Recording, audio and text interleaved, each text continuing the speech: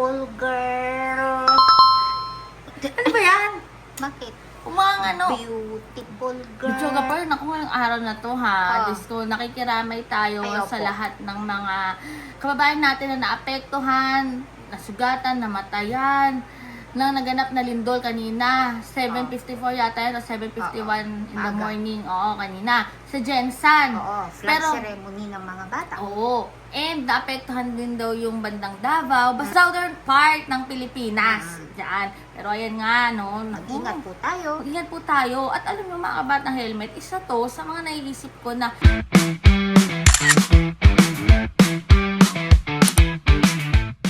pwede na talagang magtawag ng special session si PBBM. Di ba? Kasi kailangan na magpasa ng mga batas hinggil sa mga disaster, mga emergency, ganyan.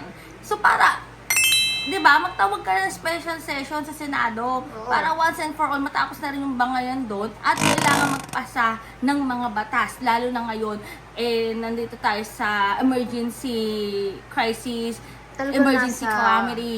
Oh. Talaga nasa crisis na tayo ngayon. Oo, sa krisis na talaga tayo. Pero ito nga mga batang helmet. Beautiful girl. Wala muna.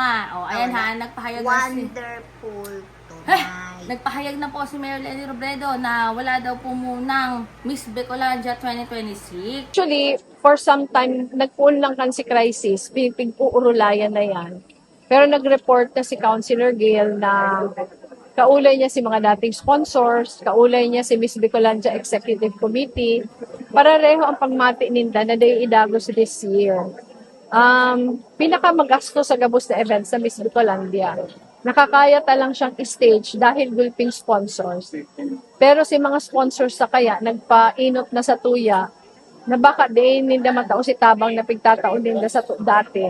Dahil nga, ni masakit si panahon niya.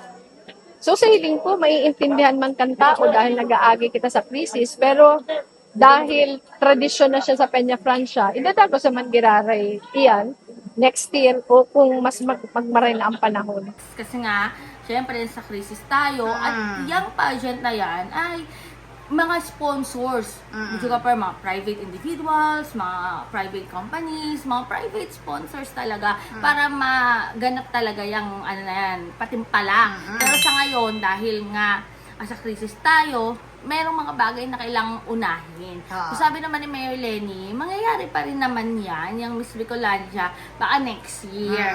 Diba? At least, alam ni Mayor Lenny Robredo kung ano talaga yung mga priorities. Oo. Diba? Spell priorities. Lenny Robredo. Oh.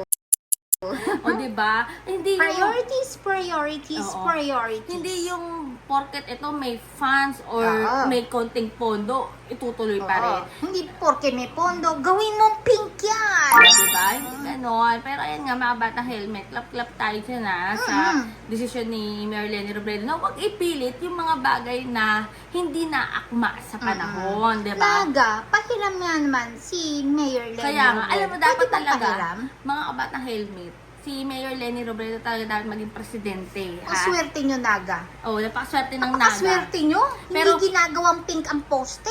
Ay, Diyos ko, may kilala ako. May kilala ka ganyan? Oo, hindi lang poste ang ginawang pink. Pati yung, Kulang na lang pati bigas.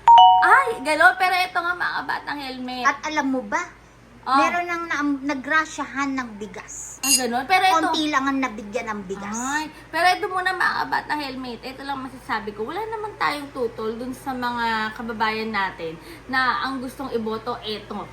Yung mga gustong bumoto dito. Pero gusto syempre dapat respetuhin din nila kung ano yung gusto natin.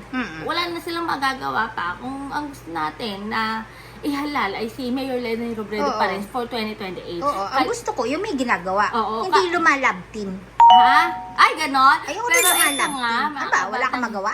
Ay, pero ito nga mga kabatang helmet, kahit hindi pa nag-announce officially si Mayor Lenny kung tatakbo siya as president sa 2028, eh Lenny Robredo pa rin. Period. Yun na yun. Ah, yes. Oh, basta. Basta,